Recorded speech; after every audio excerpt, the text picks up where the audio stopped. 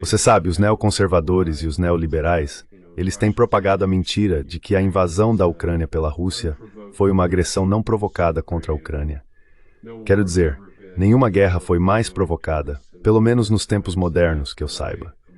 A Rússia estava tentando, por 15 anos, o presidente Putin estendeu o ramo de oliveira, tentou negociar uma solução diplomática pacífica para a crise da Ucrânia e da OTAN. E em cada etapa, ele foi bloqueado.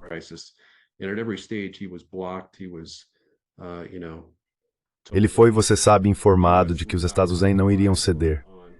Sabe, temos a política de portas abertas até o limite da guerra na Ucrânia. Tudo o que tínhamos que fazer, sabe, Biden tinha que assinar um pedaço de papel sem valor que ele poderia ter renegado depois e dizer que os Estados Unidos, que a Ucrânia nunca se juntaria à OTAN. Estou convencido de que a Rússia não teria invadido. Então, esta guerra realmente não é uma guerra de imperialismo russo. É uma guerra contra o imperialismo dos Estados Unidos. E digo isso como alguém que ama a América.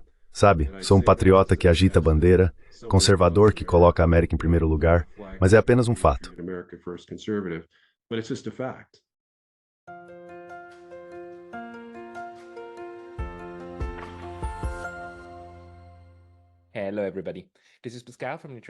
Olá, pessoal. Aqui é o Pascal do Neutrality Studies e hoje estou novamente com David Pine, que é ex-oficial do Exército dos Estados Unidos e atualmente atua como diretor adjunto da Força Tarefa de Segurança Nacional e Interna. David também publica um Substack popular chamado The Real War, no qual analisa assuntos internacionais e a política nacional dos Estados Unidos. David tem acompanhado de perto a transformação do Partido Republicano e a campanha presidencial de Donald Trump. Recentemente, ele escreveu um artigo sobre o retorno dos neocons e como Trump tem selecionado algumas figuras fortemente pró-guerra, como Marco Rubio ou Mike Waltz para seu gabinete, apesar de suas promessas de não repetir as escolhas neoconservadoras de sua primeira presidência. Este e a recente escalada entre os Estados Unidos e a Rússia, com mísseis de ataque agora sendo disparados em território russo pré-2014, são os dois tópicos que queremos discutir hoje. Então, David, bem-vindo de volta ao programa. Obrigado por me receber. David, vamos começar com o primeiro tópico e depois passaremos para o mais dramático em um momento. A retórica que Donald Trump teve durante sua campanha foi que ele quer acabar com as guerras eternas. Ele também disse em entrevistas e assim por diante que entende que as pessoas que escolheu para seu gabinete, como Morsa, senhor, eu sempre esqueço o nome dele, Bolton, não eram propícias para esse fim, certo? E que algumas pessoas até agiram pelas suas costas para ainda realizar suas políticas pró-guerra. Agora que ele foi eleito novamente, como você apontou, Marco Rubio e Mike Waltz são escolhas surpreendentes, porque pertencem, mesmo que não à mesma categoria de neocons, ainda pertencem aos neocons. Como você explica isso para si mesmo? E o que podemos esperar dessas pessoas?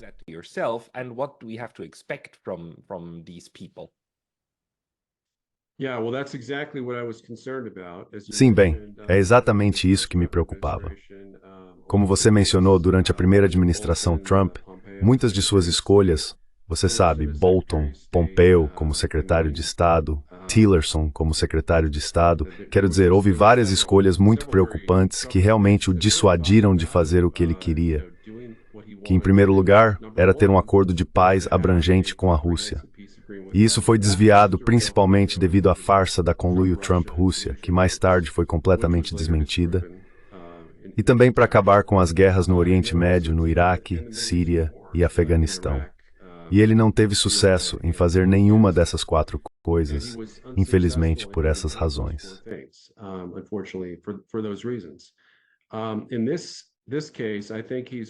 Neste caso, acho que ele está mais comprometido do que nunca em acabar com as guerras eternas da América, para, com sorte, degradar a adesão da América à OTAN, talvez adotando a excelente ideia de Sumatra Maitra, de uma OTAN dormente, onde os Estados Unidos retiram suas tropas da Europa, mas continuam a apoiar a OTAN em termos de seu guarda-chuva nuclear e forças navais, sua frota do Atlântico e frota do Mediterrâneo. Mas sim, as primeiras escolhas, várias das primeiras escolhas de Trump, provavelmente as 4 ou 5 primeiras, eram todas neocons dedicados de longa data, como você mencionou anteriormente. Mike Waltz, acho que foi o primeiro como conselheiro de segurança nacional. Ele é alguém que apoiou todos os pacotes para a Ucrânia até o último. Acho que foi em maio ou por aí.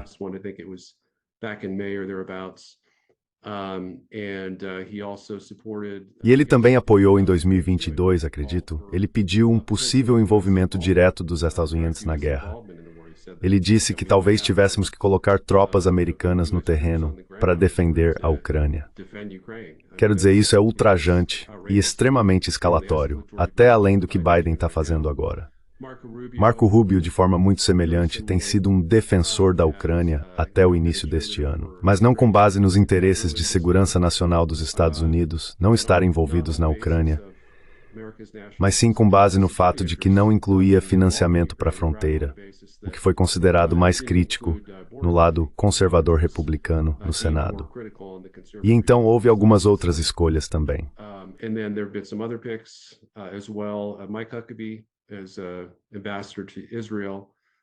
Mike Huckabee como embaixador em Israel é talvez menos preocupante, mas também indicativo de que Trump provavelmente quer estreitar o relacionamento com Israel, em vez de frear a guerra de Israel em Gaza e no Líbano. E então, é claro, Elise Stefanik como embaixadora na ONU, que é um papel bastante seguro para um neoconservador ser apenas um porta-voz dos Estados Unidos, embora ela seja membro do gabinete, e, portanto, potencialmente capaz de contribuir para as decisões do governo Trump. Há também muitas boas escolhas. Pete Hegseth como secretário de Defesa, Tulsi Gabbard como diretora de Inteligência Nacional. Essas são duas das escolhas realmente boas.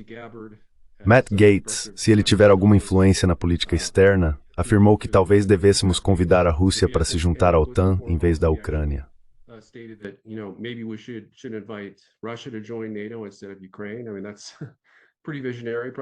Quero dizer, isso é bastante visionário, provavelmente um pouco tarde, porque não é mais prático. Mas a própria ideia de que teríamos algum tipo de acordo de segurança mútua com a Rússia em vez da Ucrânia é algo que venho defendendo há muitos anos. Pete Hegseth afirmou que não quer enviar. Ele está muito preocupado com a guerra na Ucrânia.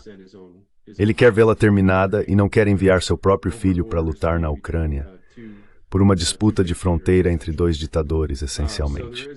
Então haverá essas duas alas concorrentes. Elas estão bastante equilibradas em termos de números e papéis, exceto pelo fato de que Trump e J.D. Vance estão muito fortemente do lado pró-paz.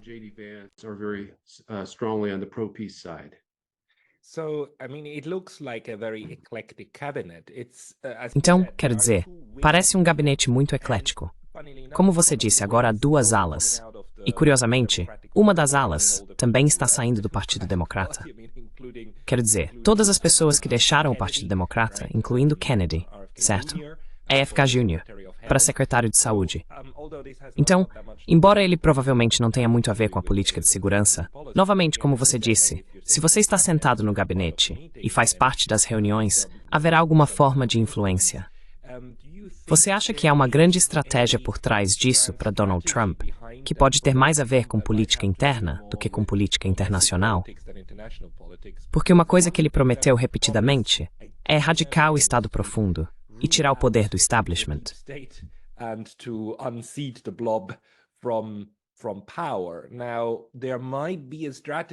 Agora, pode haver uma estratégia para incluir certas pessoas do establishment, mas não outras, a fim de facilitar a aprovação de todo o gabinete, porque ainda precisa passar pelo Congresso, certo?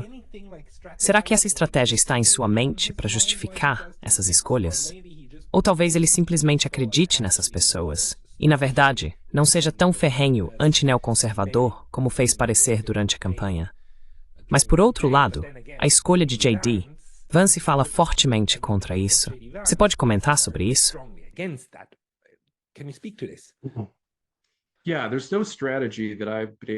Sim, não há uma estratégia que eu tenha conseguido detectar nas escolhas de Trump entre neocons e conservadores nacionalistas do America First. Acho que é mais baseado na lealdade.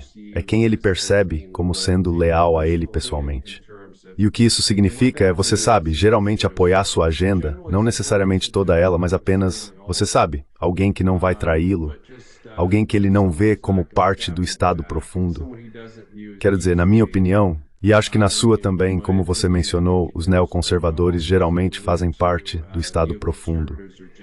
Sabe, são pessoas que associaríamos ao blob, pessoas que tentariam sabotar acordos de paz, como escrevi no meu artigo, potencialmente com a Rússia e a China, e claro, com o Irã também, com nossa guerra por procuração contra o Irã no Oriente Médio, que está sendo travada através de Israel.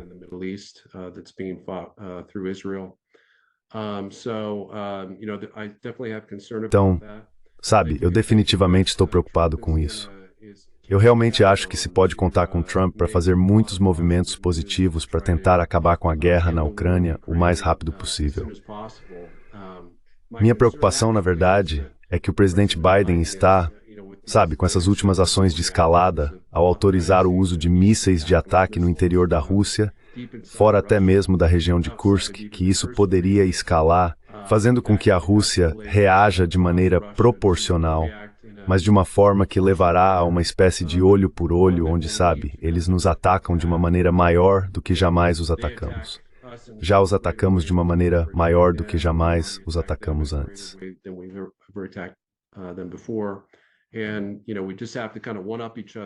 E você sabe, nós simplesmente temos que superar uns aos outros. E então, de repente, estamos em uma guerra cibernética massiva, na qual eles provavelmente atacariam primeiro, ou até mesmo simplesmente explodiriam a embaixada dos Estados Unidos em Kiev. Scott Ritter teria afirmado que o que ele está ouvindo é que os russos estão considerando fortemente um bombardeio aéreo e de mísseis massivo em Kiev, que incluiria embaixadas ocidentais, principalmente. É claro, a embaixada dos Estados Unidos, a embaixada do Reino Unido e a embaixada da França, com o uso de armas termobáricas que poderiam realmente obliterar muitos prédios governamentais. Acho que a Ucrânia seria o principal alvo, mas também as tropas da OTAN dentro da Ucrânia. E os russos acreditam que as tropas da OTAN estão baseadas dentro dessas embaixadas.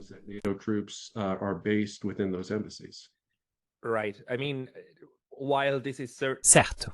Quero dizer, embora isso seja certamente uma possibilidade, eu ficaria muito surpreso, porque os russos fazem questão, uma questão muito forte, de aderir às normas diplomáticas. Pelo que sei, não há um único caso em que russos ou soviéticos tenham atacado um prédio de embaixada. Quero dizer, os únicos momentos em que isso acontece, recentemente foi com Israel atacando um consulado ou embaixada do Irã na Síria. E houve o famoso bombardeio da embaixada chinesa na Iugoslávia pelas forças da OTAN e dos Aziz. Mas mesmo no primeiro caso, os Estados pediram desculpas. Então, quero dizer, as grandes potências não têm um histórico forte de realmente quebrar essas normas diplomáticas. Então eu esperaria que esse não fosse o caso, mas certamente está ficando muito mais perigoso.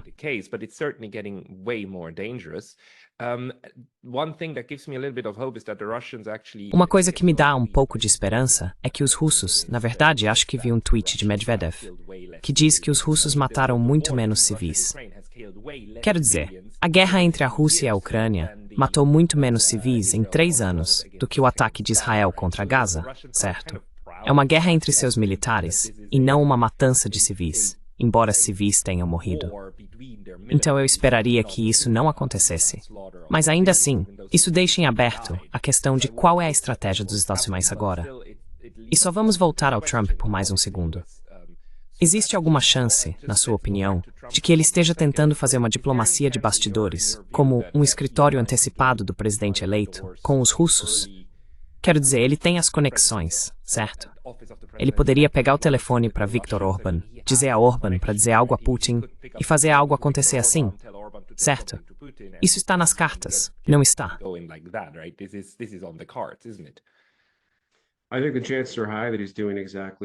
Acho que as chances são altas de que ele esteja fazendo exatamente isso. E essa é realmente a nossa melhor esperança, é que você sabe, independentemente do que Biden esteja fazendo, Putin entenda que Biden está de saída. Quero dizer, ele é um presidente velho e senil, apenas tentando, você sabe, causar o máximo de problemas possível e fazer o mundo pegar fogo o máximo que puder para causar problemas para a administração Trump, sabotar suas tentativas de paz, porque ele realmente é um dos presidentes mais belicistas da história moderna dos Estados Unidos, enquanto Trump tem se dedicado cada vez mais à paz. Ele não foi durante o primeiro mandato, mas foi influenciado por seus conselheiros neoconservadores a não fazer todas as coisas que havia prometido ou se comprometido a fazer.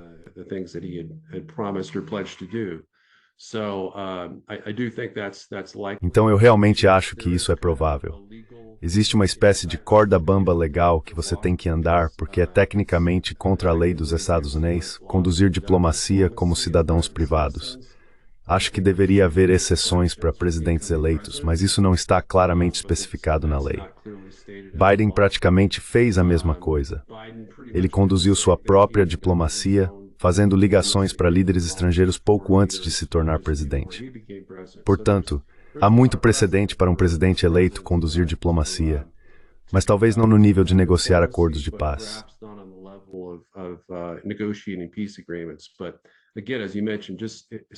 Mas, novamente, como você mencionou, ele poderia simplesmente pegar o telefone, ligar para o governo russo e dizer que tudo o que Biden está fazendo, ele vai cancelar no primeiro dia. Toda a ajuda à Ucrânia será suspensa e ele vai pressionar Zelensky até que ele concorde em negociar a paz. Se isso significa que Zelensky não estará na mesa porque se recusa a estar lá, então pode ser uma negociação direta entre os Estados Unidos e a Rússia, o que eu acho que é a coisa ideal a fazer.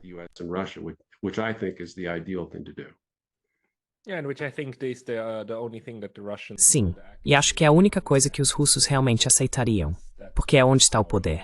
Eles disseram isso desde o início, desde dezembro de 2021. Eles não enviaram esses tratados preliminares para Kiev. Eles enviaram os tratados preliminares para Washington e para Bruxelas, porque os russos entendem, como a maioria das pessoas nesse planeta, que isso não é sobre Kiev e Moscou. Isso é sobre Moscou e a OTAN. Assim que essa farsa chegar ao fim, estaremos mais próximos de uma resolução real.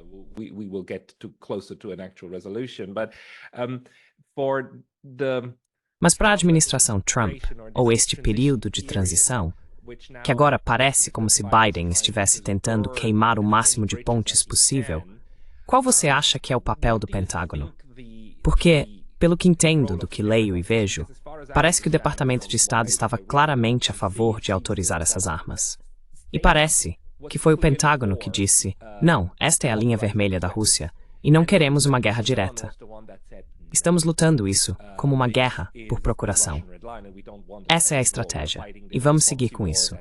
Agora, Biden, ou quem quer que esteja dirigindo o Sr. Biden no momento, conseguiu, nesse caso, anular isso, ou o Pentágono mudou sua estratégia. O que você acha que é?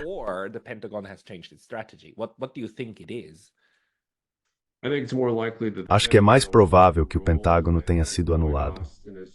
Acho que Lloyd Austin, como você mencionou, tem sido uma voz de relativa cautela. Quero dizer, inicialmente ele disse muitas coisas que eram bastante extremas, essencialmente enfraquecendo a Rússia a ponto de não poder travar guerra ou invadir seus vizinhos. Quero dizer, a única maneira de fazermos isso seria lançar um primeiro ataque nuclear contra a Rússia. Quase não há nada que possamos fazer convencionalmente que enfraqueceria a Rússia a ponto de não conseguir invadir seus vizinhos.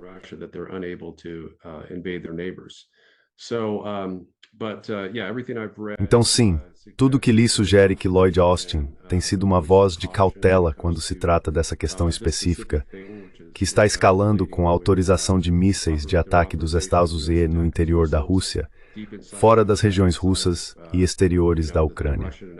Então acho que ele foi simplesmente anulado.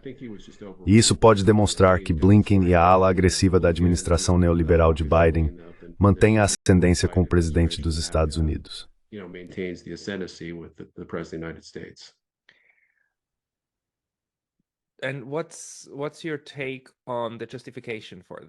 E qual é a sua opinião sobre a justificativa para isso? Quero dizer, há toda essa conversa sobre esses mísseis, a autorização do ataque, sendo basicamente apenas uma resposta muito razoável a essa terrível escalada, essa escalada inimaginável dos russos agora envolvendo tropas norte-coreanas. Até 50.000 tropas combinadas da Coreia do Norte lutando em Kursk, sobre as quais temos ouvido falar há cerca de 6 ou 7 semanas. E não vimos uma única foto. Nenhum vídeo aéreo de drone. Nada. Nenhum corpo de um norte-coreano. Nada. Tudo que temos é essa batida contínua e firme da mídia, nos dizendo que os sul-coreanos estão dizendo que os norte-coreanos já estão, inundando a Ucrânia, basicamente. Embora não estejam dizendo dessa forma. Mas essa é a imagem que estão invocando. Faz algum sentido para você que os norte-coreanos estejam agora lutando nesta guerra? Que esta seja a razão pela qual os ataques estão sendo autorizados?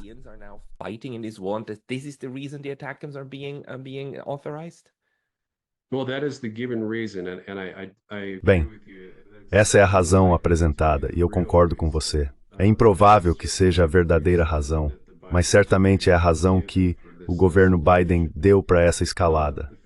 O fato é que, você sabe, tropas norte-coreanas, estamos falando de 11 mil. Não estamos falando de 50 mil, 100 mil, alguns números absurdos que têm aparecido na mídia. No máximo, 11 mil tropas, nem todas foram enviadas para Kursk, nenhuma das quais foi confirmada estar na Ucrânia ou em territórios ucranianos anexados pela Rússia. Embora eu ache que isso seja provável nos territórios ucranianos anexados pela Rússia, mas elas estão predominantemente concentradas dentro da própria Rússia.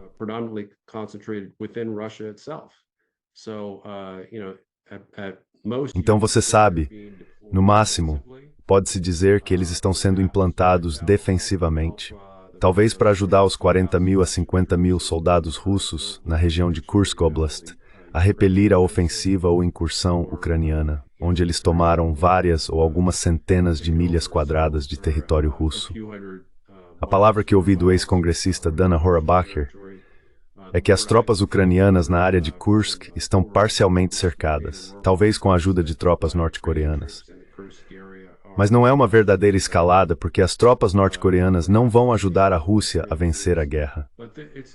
Quero dizer, a Rússia já está vencendo a guerra. Eles não precisam de tropas norte-coreanas. Eles não precisam de tropas chinesas, de tropas aliadas de forma alguma.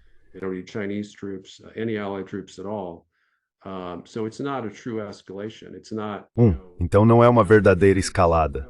Não é? Você sabe quantas tropas ucranianas foram mortas pelos norte-coreanos? Eu arriscaria dizer que não muitas. E há relatos de muitos problemas com os norte-coreanos sendo incapazes de aprender russo. Você sabe, certamente eles têm sistemas de armas semelhantes, como artilharia de 152 milímetros e várias coisas assim.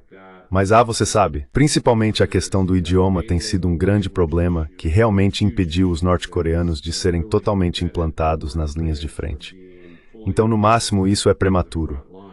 Você sabe, uma escalada do nosso lado é bastante prematura antes que os norte-coreanos estejam totalmente comprometidos com a batalha na região de Kursk.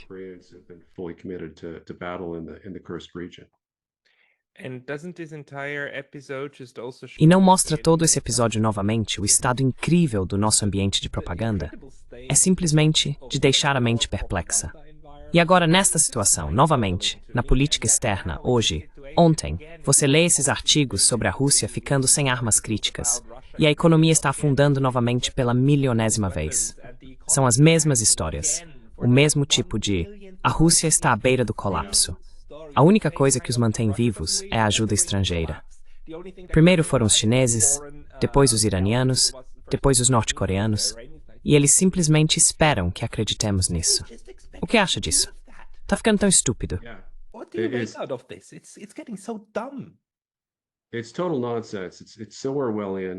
É um total absurdo. É tão orwelliano. A questão sobre a propaganda é que, para ser bem-sucedida, geralmente precisa ter um elemento de verdade. Isso é o que sempre entendemos. Não há elemento de verdade na propaganda que estamos ouvindo. A propaganda é frequentemente pelo menos 50% verdade e 50% mentiras. O que estão dizendo sobre a guerra na Ucrânia tem sido de 80% a 90% mentiras. E claro, com a Rússia, eles eram a sexta maior economia do mundo por PPC antes da guerra começar. Agora eles são a quarta maior economia, de acordo com todas as medidas, segundo o FMI, o Banco Mundial e a CIA. E eles são avaliados pelo FMI, que é o padrão ouro em estimativas de PIBs por país, para ter um PIB de 6,9 trilhões, que arredonda para 7 trilhões. É maior que a Alemanha, que é cerca de 6 trilhões de dólares, e maior que o Japão, que é 6,5 trilhões.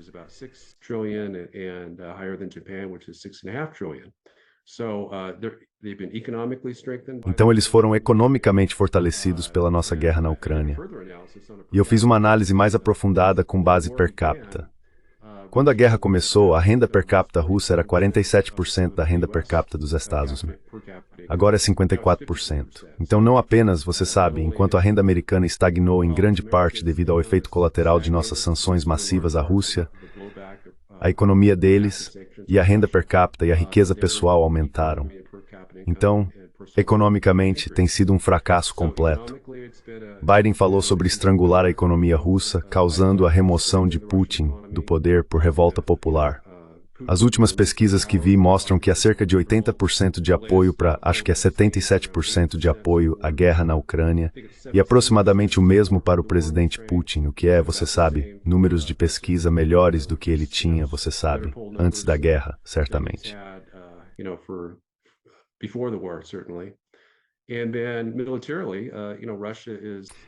E então, militarmente, você sabe, a Rússia aumentou o tamanho de suas forças armadas ativas para níveis da Guerra Fria, níveis soviéticos, 1,5 milhão, o que é 50% a mais do que tinham antes da guerra. E eles mais que dobraram a porcentagem do PIB que gastam em suas forças armadas, de 3% para cerca de 6 ou 7%. Enquanto isso, você sabe, a China está fornecendo a eles enormes quantidades de materiais industriais estratégicos para construir, você sabe, 1.500 tanques de batalha principais por ano, aeronaves de combate, sistemas de artilharia, munições. Eles produzem mais munições de artilharia do que toda a OTAN combinada.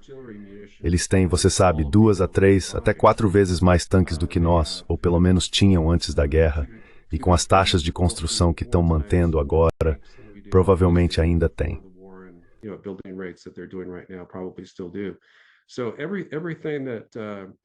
Então, tudo que o governo Biden disse que queria fazer para enfraquecer a Rússia falhou, e falhou miseravelmente.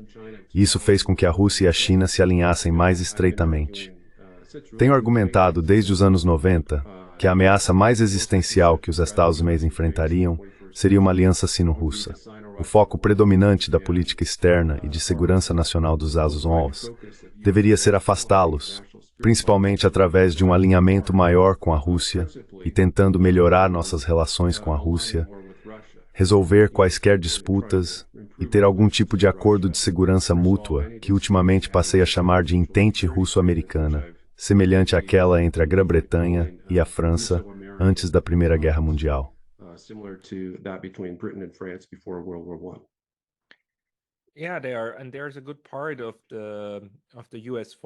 Sim, eles são. E há uma boa parte do mundo da política externa dos Estados Unidos que compartilha essa visão. Acho que Tucker Carlson é um deles. Sabemos que este é também um dos grupos de pessoas que tem a atenção do presidente Donald Trump. Talvez voltando a esse tópico, com as escolhas de pessoas, parece-me que Donald Trump é mais propenso a desescalar ou tentar desescalar a guerra na Europa, particularmente a situação na Ucrânia. Mas, novamente, as escolhas que ele fez parecem indicar que quando se trata do Oriente Médio, Irã, Rússia e China, a história pode ser diferente.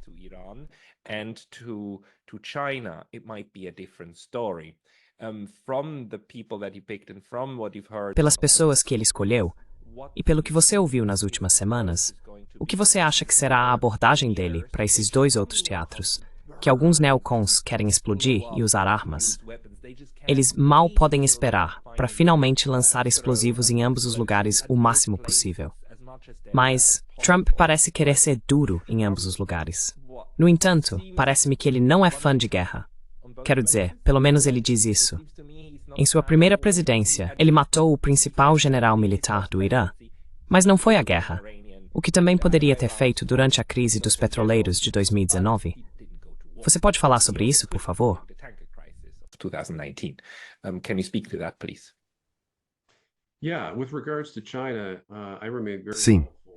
Em relação à China, continuo muito esperançoso. Acho que o principal objetivo da política externa do presidente Trump é evitar a Terceira Guerra Mundial. Ele entende que a Terceira Guerra Mundial, certamente do ponto de vista dos Estados, seria um empreendimento autodestrutivo. Simplesmente não temos nem as armas nucleares, nem as convencionais para derrotar a Rússia ou a China em uma guerra. Abandonamos nossa doutrina de vitória nuclear em 1997 e desmantelamos 90% do nosso arsenal nuclear no final da Guerra Fria. Portanto, não temos a capacidade de derrotar a Rússia e a China. A ideia do lado neoconservador, que você meio que aludiu, é que os Estados poderiam lutar com segurança contra a Rússia ou a China em uma guerra convencional e que isso não escalaria para o nível nuclear.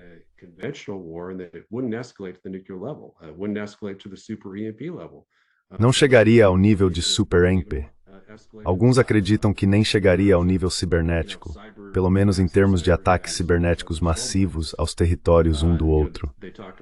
Eles falam sobre os satélites caindo em 2 horas, então entendem que Rússia e China poderiam derrubar todos os nossos satélites de GPS, militares e de alerta precoce nas primeiras 2 horas de conflito. Talvez se preocupem mais com o cibernético, mas não parece ser o caso. Pessoas como Robert O'Brien, o ex-conselheiro de Segurança Nacional, escreveram um livro sobre como construir uma marinha massiva que corresponda à marinha da China.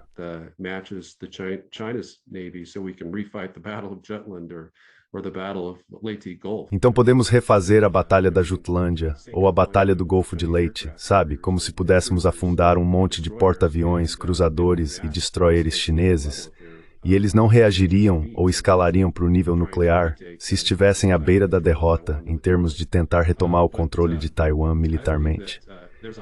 Mas acredito que há um alto risco de que a China haja, talvez já em janeiro, antes mesmo de Trump assumir o cargo, e que eles avancem para um bloqueio total de Taiwan. O último exercício deles, o exercício Joint Sword 2024B, foi na verdade revelado hoje pelo almirante Paparo, que é o almirante-comandante do Indo-Pacom dos Estados, que os chineses usaram 152 navios em seu último exercício de ensaio de invasão de Taiwan.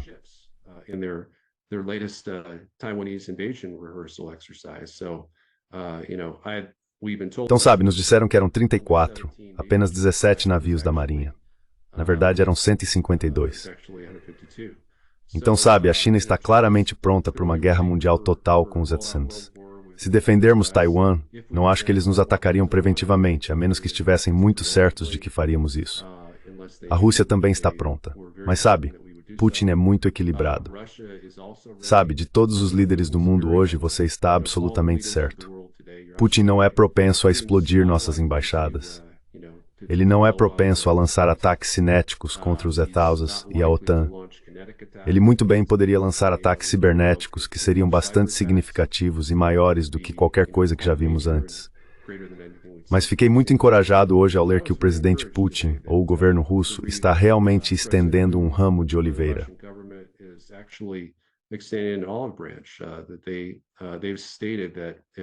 Eles declararam que, se o presidente eleito Donald Trump liderar a equipe de negociação dos Estados Unidos, estão prontos para se encontrar com ele amanhã para negociar um cessar-fogo imediato na guerra na Ucrânia. E até afirmaram que estariam dispostos a considerar um cessar-fogo ao longo das linhas atuais, que Putin repudiou. Pela primeira vez, ele repudiou em sua proposta de paz de 14 de junho, onde afirmou que a paz só pode ser alcançada com a evacuação total das tropas ucranianas das fronteiras constitucionais dos 4 ex-oblasts russos. Então isso é uma grande concessão. Eles também admitiram que estão dispostos a fazer um cessar-fogo em vez de um acordo de paz permanente. Portanto, é muito esperançoso que vejamos esse nível de oferta de paz apenas um dia após a Ucrânia usar mísseis ATACMS no depósito de munições russo em Bryansk.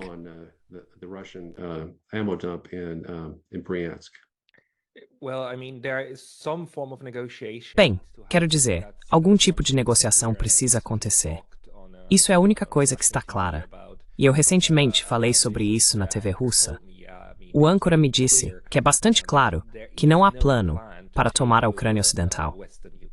Ele ainda não ouviu falar de nenhum plano desse tipo por parte de qualquer oficial, especialista ou pensador russo.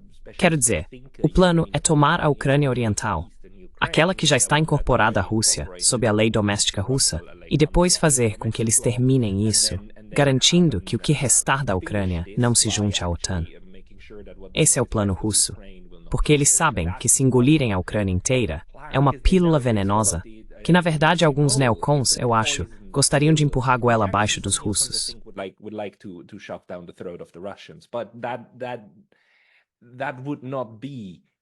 Mas isso não seria do interesse deles, o que significa que o que quer que esteja saindo disso ainda precisa ser negociado, o que significa que, de alguma forma, os russos também devem estar cientes de que algo precisa ceder.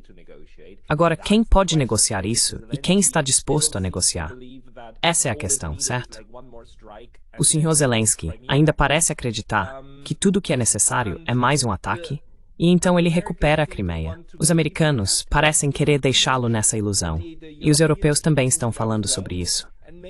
Talvez possamos também tirar algumas lições do que vimos agora, que é que os britânicos e os franceses não entregaram nenhum míssil de longo alcance, os Storm Shadows, para a Ucrânia, até muito, 12 horas depois que os ataques MS foram dados pelos americanos. Until the very 12 hours after ATACMS were given by the Americans. I mean, it is so utterly clear now that all the Europeans... Quero dizer, agora está tão absolutamente claro que todos os europeus estão sob a influência direta dos Estados Unidos, que quase dói, certo? O que, novamente, apenas prova que eles não são atores independentes em todo esse ambiente, não é? Os únicos que ainda disseram não a esses mísseis são os alemães. Você acha que Scholz vai manter essa posição? Ou acha que é apenas uma questão de mais uma semana até que os mísseis Taurus também sejam aprovados?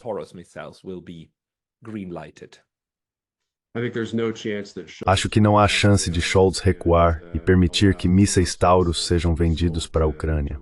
De todos os líderes das grandes potências europeias, ele parece ser o mais consciente de que a Alemanha, tendo sido esmagada e dividida em, você sabe, 8 pedaços pelos exércitos aliados e soviéticos combinados, sabe que uma guerra com a Rússia poderia acarretar riscos pesados para a Alemanha. E muito provavelmente, você sabe, poderia ser nuclear ou poderia realmente ser, você sabe, ocupação. Isso parece menos provável. Não acho que a Rússia, mesmo uma guerra total, ocuparia a Alemanha, mas eles poderiam usar armas nucleares contra bases militares dos Estados Unidos na Alemanha, no caso de uma guerra total.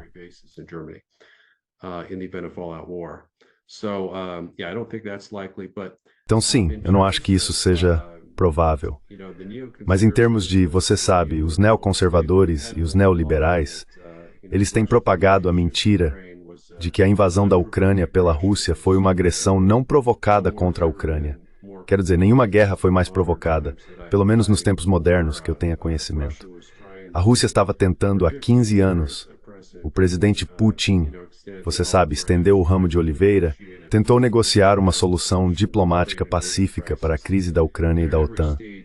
E em cada etapa ele foi bloqueado. Foi dito a ele que os Estados não iriam ceder. Tivemos a política de portas abertas até o limite da guerra na Ucrânia.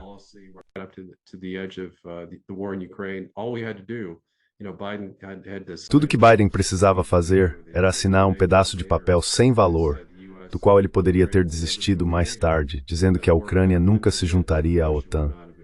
E estou convencido de que a Rússia não teria invadido. Então esta guerra não é realmente uma guerra de imperialismo russo, é uma guerra contra o imperialismo dos Estados Unidos. E digo isso como alguém que ama a América. Sabe, sou um patriota que agita a bandeira, um conservador que coloca a América em primeiro lugar. Mas é apenas um fato. Os Estados têm um império liberal que temos promovido. A OTAN é a maior representação desse império. É por isso que é tão crítico que Trump haja para retirar nossas tropas da OTAN, enquanto mantém uma garantia nuclear para realmente desarmar toda essa bomba relógio ou toda essa situação com a Rússia de conflito desnecessário.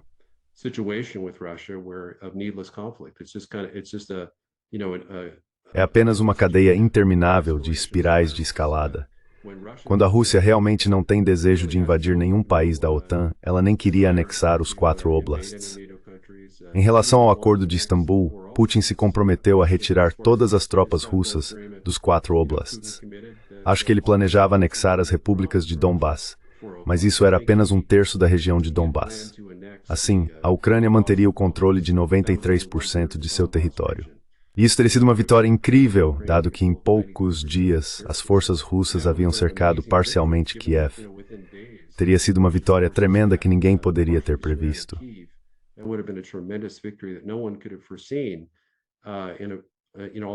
Sabe, embora isso implicasse a neutralidade da Ucrânia fora da OTAN e sua desmilitarização parcial, teria sido uma vitória que ninguém poderia ter previsto. E foi realmente isso que era meio que nosso requisito mínimo. De acordo com o governo Biden, era isso que eles queriam ver. Eles queriam ver as tropas russas recuarem para suas fronteiras pré-guerra.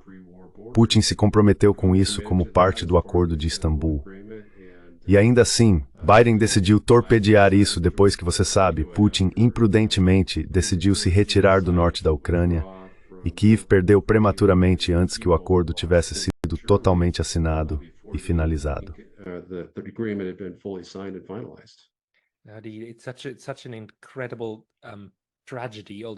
É uma tragédia incrível, embora tragédia seja a palavra errada, porque implica forças superiores agindo sobre você.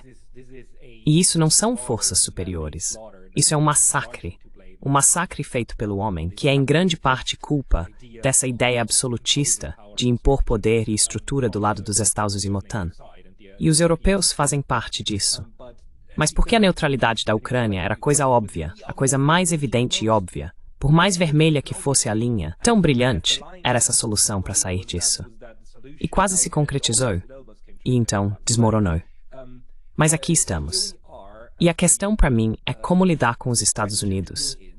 Quero dizer, como você disse, porque os MEIs estão em um momento muito, muito perigoso, certo?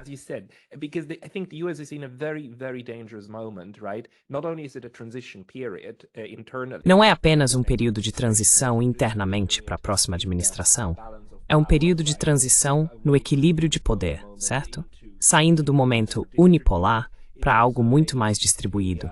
É também uma transição, eu acho, do modelo econômico dos Estados Unidos, porque o que esta guerra também revelou é que os russos são capazes de produzir o que precisam para lutar essa guerra. Os americanos, e isso inclui os europeus, toda a estrutura da OTAN, não são. Eles não conseguem. Não há armas suficientes. E a capacidade industrial não está lá. Isso também é novo. E tudo isso é altamente perigoso, porque cria essa situação em que alguns atores podem se superestimar horrivelmente e subestimar horrivelmente os outros, e em seguida, tomar decisões que poderiam nos levar a uma guerra nuclear.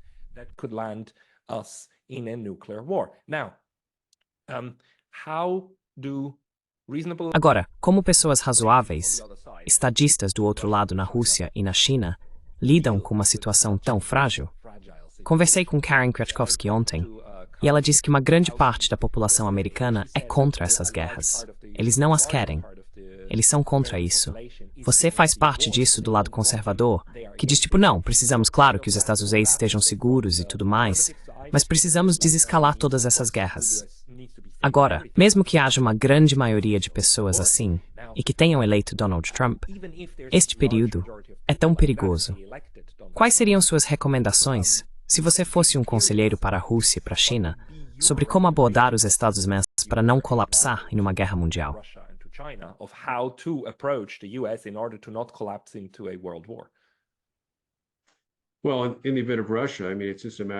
Bem, no caso da Rússia, quero dizer, é apenas uma questão de esperar o fim do governo Biden. Sabe, Trump não poderia ter sido mais claro ao dizer que vai nomear um enviado especial para a Rússia e a Ucrânia para liderar negociações para acabar com a guerra. E ele não anunciou essa escolha, que eu saiba. Mas sabe, isso é fundamental. Eu argumentaria por discussões muito breves, de baixo a médio nível, para acabar com a guerra entre os Estados Unidos e a Rússia. Acho que precisa escalar para o mais alto nível. Acho que deveria ser o secretário de Estado contra Lavrov, não Rubio. E Rubio, obviamente, não é a melhor escolha para negociar um acordo desse tipo.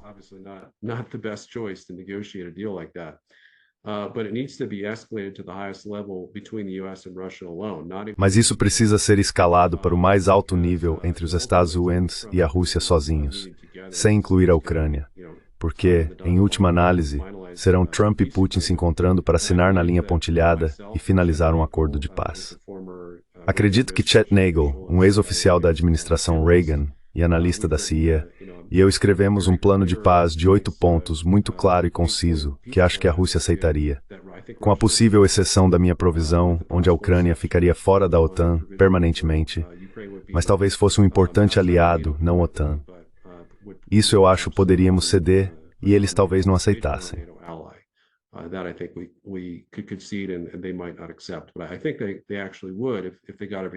Mas eu acho que eles realmente fariam isso se conseguissem tudo o que têm desejado em termos de neutralidade, desmilitarização parcial, desnazificação, tudo isso principalmente para essencialmente expulsar a OTAN da Ucrânia, porque sabemos que temos centenas, talvez até milhares de tropas na Ucrânia.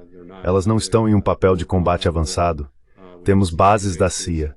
Acho que havia pelo menos 12 bases da CIA que foram identificadas e criadas logo após o golpe de Maidan, que derrubou o presidente democraticamente eleito Yanukovych, que estava tentando conduzir um caminho intermediário para a Ucrânia entre a Rússia e a UE. Em termos do lado russo, esse seria meu conselho.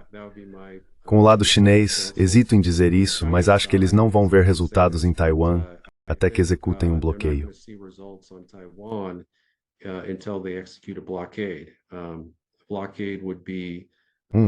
Um bloqueio pode não consistir em ataques cinéticos diretos contra as forças militares taiwanesas. Provavelmente seria acompanhado por um ataque cibernético massivo a Taiwan, mas isso é essencialmente o que o plano deles é. Acredito que dentro de meses, mas talvez nos próximos anos, eles essencialmente diriam: ok, esta é nossa última tentativa final de negociação pacífica antes que uma guerra em grande escala comece. E usariam isso para nos pressionar ou chantagear, assim como Taiwan, a aceitar seus termos de reunificação. E como você sabe, acho que já discutimos anteriormente, eu tenho meu próprio plano para a reunificação chinesa de Taiwan.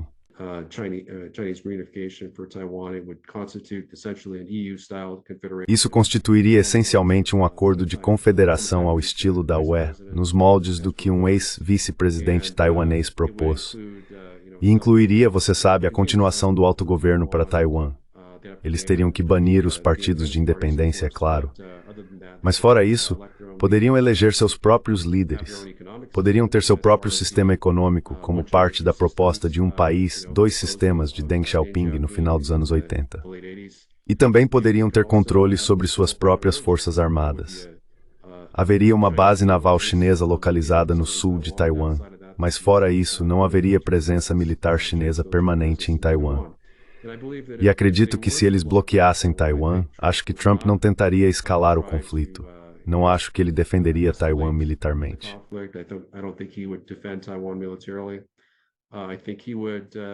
Acho que ele veria a sabedoria das negociações diretas, que incluiriam algum tipo de acordo de reunificação para evitar a Terceira Guerra Mundial.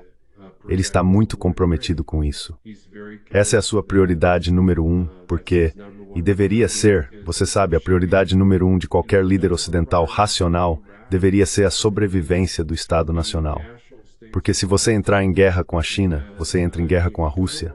É uma guerra em grande escala. Vai escalar pelo menos para o nível cibernético e talvez até para o nível nuclear. Mesmo que isso envolva apenas armas nucleares não estratégicas, você sabe, nas quais nossas bases são destruídas. Você sabe, perdemos dezenas de milhares de americanos, talvez até, você sabe, centenas de milhares de tropas e marinheiros.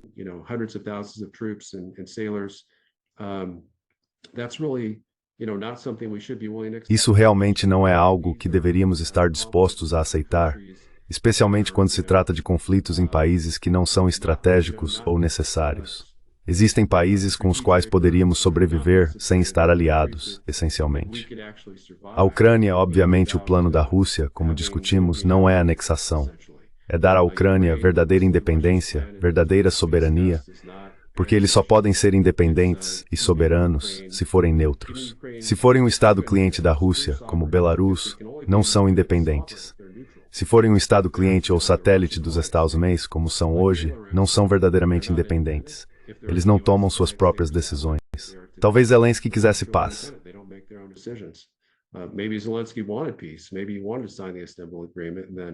Talvez ele quisesse assinar o Acordo de Istambul, então Boris Johnson e Biden meio que o pressionaram a não assiná-lo. Acho que ele realmente queria descartar o Acordo de Istambul, talvez em parte porque queria o dinheiro do suborno, essencialmente mais de $1 bilhão que acredito que líderes ucranianos tenham desviado, onde ele conseguiu comprar suas próprias mansões e coisas do tipo. A Ucrânia é um país muito corrupto, é o país mais corrupto da Europa. Não é mais o mais pobre, na verdade agora é o terceiro mais pobre. Então eles realmente melhoraram um pouco, graças a essa enorme infusão de ajuda ocidental, beirando 200 bilhões só dos Tauzilems. Mas a Ucrânia foi substancialmente devastada.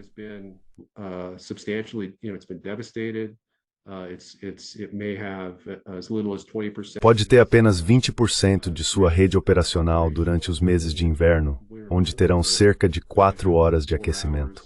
Sabe, milhares de ucranianos provavelmente morrerão devido à destruição de sua rede elétrica. E a que custo?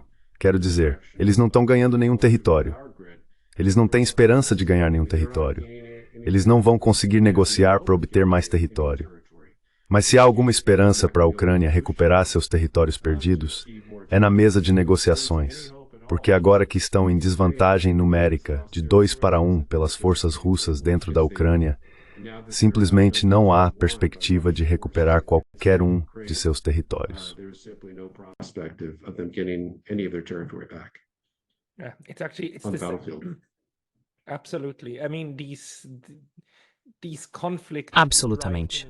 Quero dizer, esses conflitos, se você os levar a um ponto onde a única coisa que o outro lado está disposto a fazer é usar suas armas, então simplesmente não vamos sair deles. Tenho que ter esperança de que com Taiwan, os chineses realmente não estejam no ponto em que queiram usar esse tipo de tática realmente agressiva ainda. Meu principal argumento para explicar por que eles não estão nesse ponto é por causa dessas duas pequenas ilhas que ninguém conhece, Kinmen e Matsu. Continuo dizendo, se os chineses estivessem sérios sobre militarmente contra Taiwan agora, eles primeiro experimentariam com Kinmen e Matsu.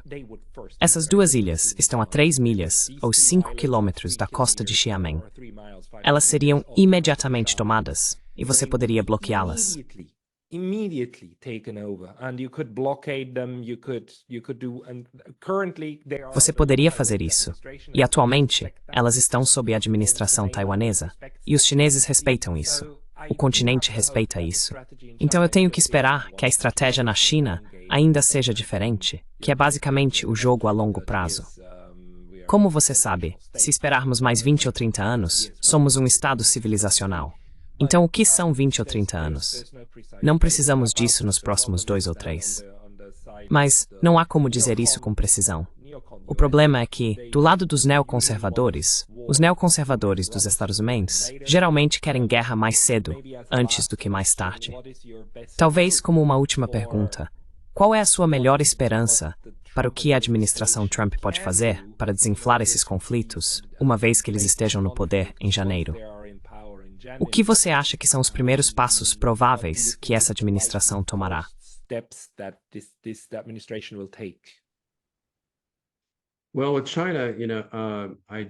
Bem, com a China não tenho muita esperança de que eles se envolvam nos tipos de passos de desescalada que são necessários.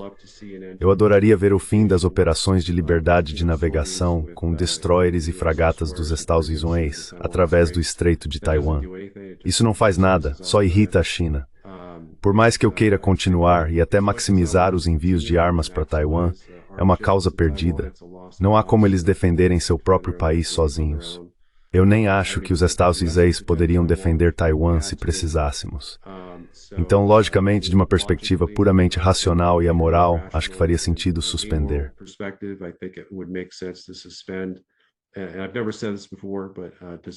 E eu nunca disse isso antes. Mas suspender os envios de armas para Taiwan e essencialmente dizer que os Estados Unidos não defenderiam Taiwan militarmente, quero dizer, esse passo sozinho é o mais crítico de todos. Mesmo que continuemos a enviar-lhes armas, dizer que os Estados Unidos não interviriam militarmente forçaria os líderes taiwaneses. E claro, eles são muito voltados para a independência com o presidente William Lai. a perceber que estão por conta própria. Eles teriam que aumentar seus gastos militares, pelo menos ao dobro, o que levaria anos para ter algum efeito, ou precisariam estar abertos a negociações de paz com a China para renegociar o status de Taiwan.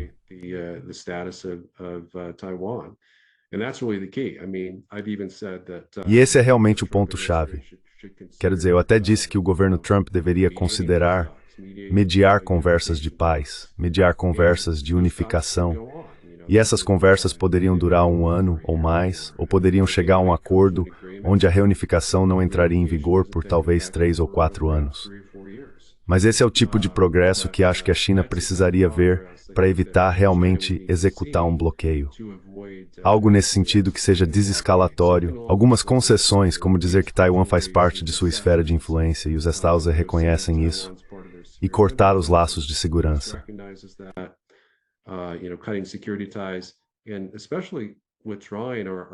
E especialmente retirando nossas tropas. Temos 300 tropas destacadas em 3 ilhas taiwanesas, incluindo Kinmen, que é uma de nossas bases, assim como Formosa e algumas outras ilhas taiwanesas no meio. Então precisamos, você sabe, minimizar nossos laços de segurança com Taiwan. Precisamos maximizar as conversas de paz com a China. Sabe, eu disse que, você sabe, a segurança ucraniana, provamos que os Estados Unidos, eles não podem contar com os Estados Unidos para alcançar sua segurança. A única esperança que a Ucrânia tem de alcançar segurança é através de um acordo de paz minimamente aceitável para a Rússia e eliminar todos os incentivos para que eles jamais ataquem a Ucrânia novamente. E eles tinham isso essencialmente em vigor de 1991 a 2014. Eles tinham um tratado de amizade e cooperação mútua em vigor, que eu acho que Zelensky, você sabe, ele não rescindiu até 2019 ou mais tarde.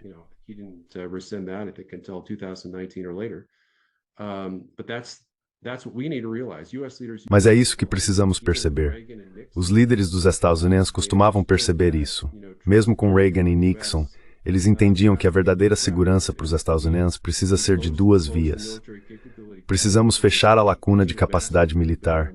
Então continuamos a reconstruir massivamente nossas forças armadas, principalmente as defesas antimísseis e também nosso arsenal nuclear. Mas por outro lado, precisamos ter ofensivas de paz com a Rússia e a China, ofensivas diplomáticas, desescalada. Precisamos ter cooperação, onde quando há uma guerra entre Israel e Irã, colocamos pressão sobre Israel, talvez eles coloquem pressão sobre o Irã, e forçamos eles a fazerem a paz.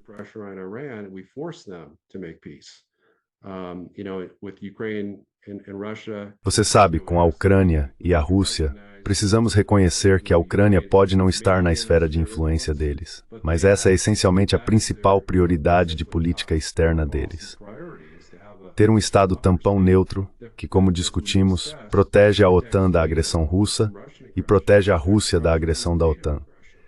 A ideia de Estados neutros e Estados tampão é algo que todos entendiam durante a era realista, durante a Guerra Fria, que falhamos em entender hoje. Quero dizer, Yalta, por mais imoral que tenha sido, por mais horrível que tenha sido um ato de apaziguamento, manteve a paz nuclear entre a União Soviética e os Estados Unidos muito bem. Nenhum dos lados a violou por 54 anos até que expandimos a OTAN para o leste, em 99, até as fronteiras da Rússia pela primeira vez.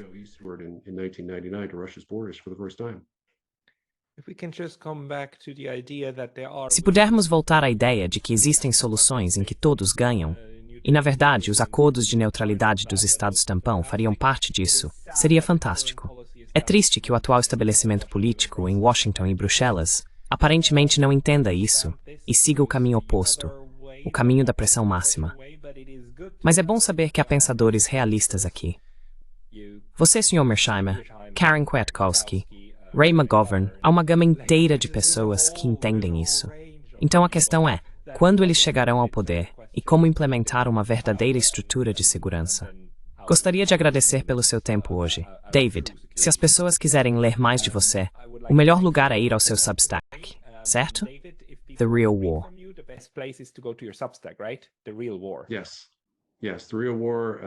Sim, The Real War, e está em thepine.substack.com. Mais uma vez, thepine.substack.com. Eu forneço atualizações regulares, às vezes semanais, sobre o que considero as questões de segurança nacional mais importantes. Também escrevo sobre história, como discutimos em programas anteriores, especialmente sobre a Primeira e a Segunda Guerra Mundial, como essas guerras poderiam ter sido evitadas, como poderiam ter terminado mais cedo, e como dezenas de milhões de vidas perdidas poderiam ter sido salvas. Acho que elas oferecem lições realmente importantes para as guerras que estamos enfrentando agora, especialmente entre a Rússia e a Ucrânia. Concordo. O link estará na descrição. David, muito obrigado pelo seu tempo hoje. Obrigado, agradeço. Tenha uma ótima noite.